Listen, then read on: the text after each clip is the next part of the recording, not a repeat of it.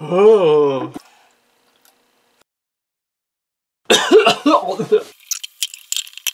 J'aimerais qu'on s'attarde maintenant au calcul du ratio d'un réducteur roue et vis sans fin. Je vais commencer par dessiner une vis. Puis là, je vais, sur mon tour, usiner des filets. Donc, je peux usiner plein de sortes de filets. Le plus simple, c'est que je vais usiner simplement une seule hélice. En haut de ça, je vais dessiner une roue. Cette roue-là va avoir des dents, etc. Fait qu'elle a plein de dents tout le tour. À chaque fois que ma vis a fait un tour, le filet de ma vis, il va pousser la roue d'une dent. Ma rotation de ma roue, ça va être une fraction de... ça va être 1 sur mon nombre de dents. Je pourrais usiner une vis différente. Je pourrais usiner une vis avec 2 entrées. Donc, je nettoie ma table et on continue. Tadam!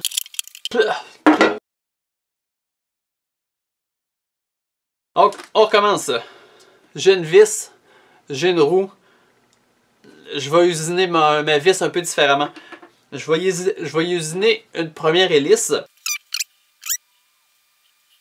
Mais je vais usiner une double hélice. Ça veut dire que j'ai un filet qui commence ici là, à midi là, sur ma vis. Mais je vais usiner une deuxième hélice qui va commencer à l'opposé, qui va commencer 180 degrés plus loin. Une deuxième entrée. Qu'est-ce que ça va avoir comme conséquence?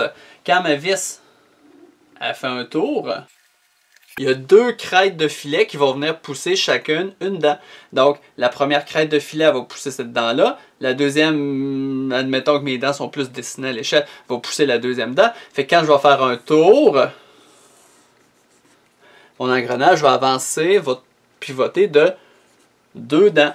Et ma rotation de mon engrenage va être de 2 sur mon nombre de dents.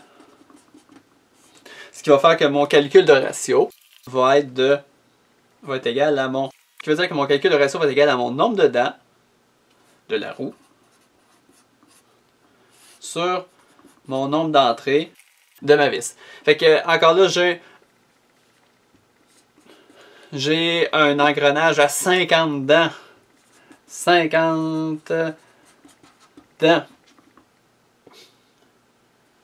Fait que mon ratio va être égal à mon nombre de dents. 50 dents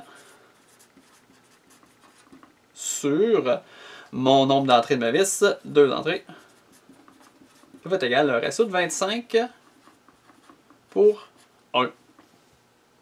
Ça va faire un boîtier d'engrenage qui va réduire 2 fois moins la vitesse que lui qu'on a vu il y a quelques minutes. Si vous voulez savoir votre boîtier d'engrenage, votre vis, elle a combien d'entrées dans votre réducteur à engrenage, ben c'est simple. Vous pognez un crayon feutre. Vous faites une marque. Vous faites une marque sur une crête de la vis. Puis après ça, vous faites tourner votre vis. Puis vous faites suivre votre crayon. Puis quand vous allez être rendu à l'autre bout, là, si toute votre vis est colorée de la couleur de votre crayon feutre, ça veut dire qu'il y avait juste une entrée. S'il y avait 2 entrées, ben, il y aurait une crête sur 2 qui aurait été colorée. Si vous avez 4 entrées, il y a une crête sur 4 qui aurait été colorée. Fait que vous reprenez une autre couleur, puis vous prenez la crête d'après, vous faites tourner votre vis, puis là vous allez colorer la deuxième crête, puis là vous allez pouvoir constater comme ça si vous avez 1, 2, 3 ou 4 entrées sur votre vis.